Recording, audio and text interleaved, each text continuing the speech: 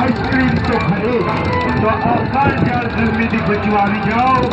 હવાઈ કેન્ટીના સ્ટોલમાં ત્યાં તમને મળશે તદ્દન નવી અને અદ્ભુત વેરાયટીમાં ગુલ્ફી કોન અને આઈસ્ક્રીમનો ખજાનો એટલે કાનાભાઈ દાદેલી વાળાની હવાઈ કેન્ડી હવાઈ કેન્ડી હવાઈ કેન્ડી